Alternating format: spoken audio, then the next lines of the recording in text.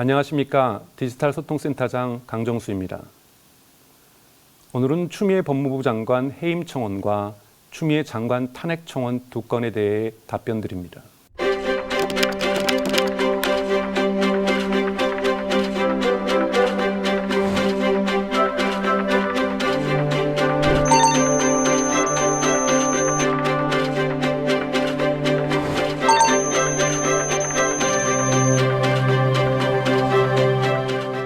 청원인들께서는 법무부 장관의 검찰 인사와 수사지휘권 행사, 코로나 관련 조치 등을 언급하시며 추미애 장관을 해임 혹은 탄핵할 것을 청원하셨습니다.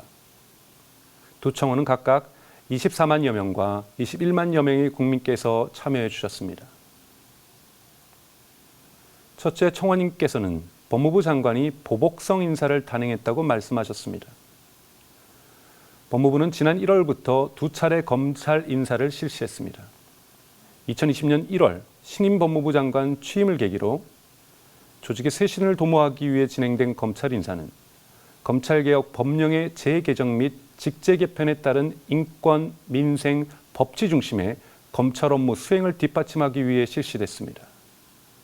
2020년 8월 인사는 수사권 개혁에 따른 직접 수사부서 축소, 형사 공판부 강화 등 조직 개편 사항을 반영하기 위해 실시됐습니다.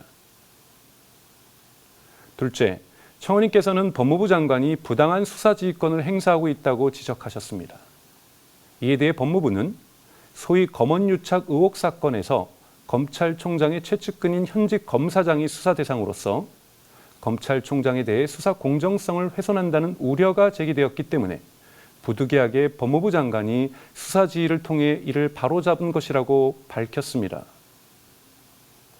검찰청법 제8조는 법무부 장관은 검찰 사무의 최고 감독자로서 일반적으로 검사를 지휘 감독하고 구체적 사건에 대하여는 검찰총장만을 지휘 감독한다라고 법무부 장관의 검찰 사무에 관한 지휘 감독 권한을 규정하고 있습니다.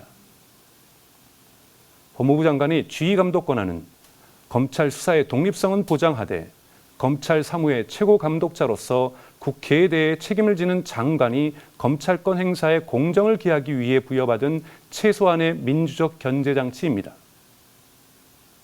셋째, 청원인께서는 법무부 장관이 방역 책임을 특정 종교 집단과 검찰총장에게 돌리고 있다고 말씀하셨습니다. 정부는 코로나19 해외 유입 차단을 위해 국익, 외교관계, 국가경제에 미칠 수 있는 영향, 국내의 감염병 위기 경보 단계, 해외 각국의 사례를 종합적으로 고려하여 입국 제한 조치를 실시하고 있습니다. 이와 같은 여러 상황을 종합적으로 검토한 후 범정부 대책회의를 거쳐 2월 4일 중국 위험 지역에서 입국하거나 방문한 적이 있는 외국인에 대한 입국 제한 조치를 실시하였습니다. 또한 법무부는 방역당국의 요청으로 1월 21일부터 26일 사이 중국 우한에서 입국하여 소재불명인 외국인 전원에 대해 소재 파악 후 그 결과를 통보하여 방역 조치할 수 있도록 하였습니다.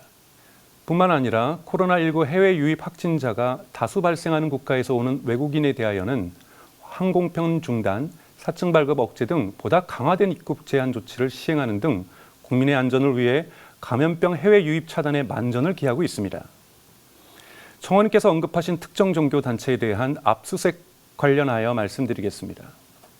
코로나19 확산 초기 대구 경북 지역에서 일일 신규 확진자가 수백 명에 이르는 등 급격한 확산세에 있었습니다. 또 상당수의 감염 경로가 신천지와 관련되어 있었음에도 불응, 비협조 등으로 인해 역학조사에 필수적인 정확한 신도 명단이 확보되지 않는 등 방역 활동이 원활하게 이루어지지 않아 국민의 생명과 안전이 심각하게 위협받고 있는 상황이었습니다. 법무부 장관은 이런 급박한 상황을 타개하기 위해 검찰의 방역 활동을 저해하거나 마스크 등 보건용품의 유통을 교란하는 행위에 대해 관계기관과 긴밀히 협력하여 신속하고 강력하게 수사하여 대응할 것을 지시했던 것입니다. 청원인께서 말씀하신 국정 운영에 대한 의견을 유념하겠습니다. 정부는 국민의 생명과 안전을 위해 더욱 매진하겠습니다. 국민청원에 참여해 주신 국민 여러분께 진심으로 감사드립니다. 고맙습니다.